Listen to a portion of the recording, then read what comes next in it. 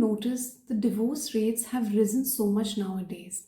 If you look around in your friend circle, in your family, relatives, there's so many youngsters who are getting divorced. And divorce is not a easy process for anyone. The process of separation, it's very painful for people going through.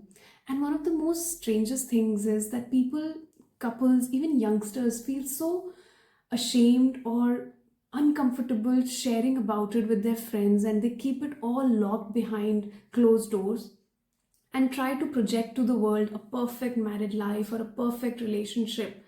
Why is that? Why can't we give ourselves permission to be honest and raw and talk about our problems? Why do we need to put these fake images on Instagram when things are not going good inside? So it's very important, first of all, if you want to save your marriage, you have to ask for help.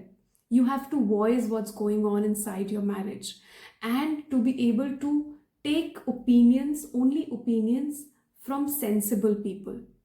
So that is the first point. Open up about your marriage issues and be open to listening to feedback from people who you feel are unbiased and non-judgmental.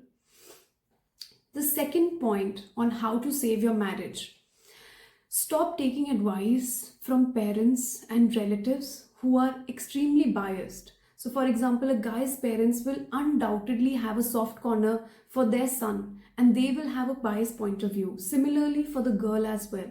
So, stop involving your parents or relatives in the marriage conflict and take everyone out of the equation, because it's just the two of you who have to live your life together. Nobody else is going to stay forever.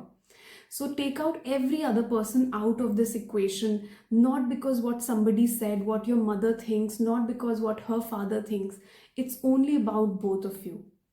Point number 3. It's very, very essential. If you feel things are going rocky in your marriage, do not ignore them. Do not ignore the dissatisfaction of your partner, and just don't keep skirting everything under the carpet.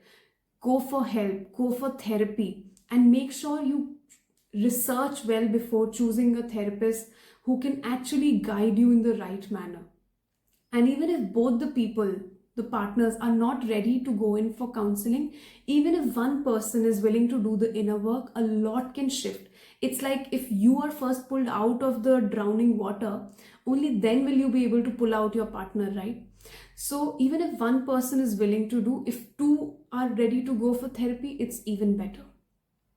Point number 3, if for some reason therapy is not an option for you, then pick up some good books and read them together, practice the exercises in them together. So one of the good books that I can recommend is Getting the Love You Want by Harville Hendricks. So it is a guide for couples with a lot of exercises that you can do. Point number 4, it's very important that we understand that all the disagreements that happen between two people are not with the intent of just hurting somebody. It's because the other person's needs are somewhere not met. And if we can keep aside our ego for some time and genuinely open our hearts and talk in a vulnerable way rather than attacking way, then only we can find some solutions. And the last point is, do not allow for things to build up and burst eventually. Make sure you address the smaller issues at the right time.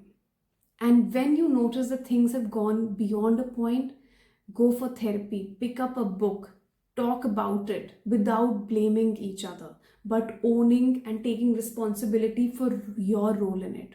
No relationship can end by only one person's fault. It's always both the parties that have a role to play in it.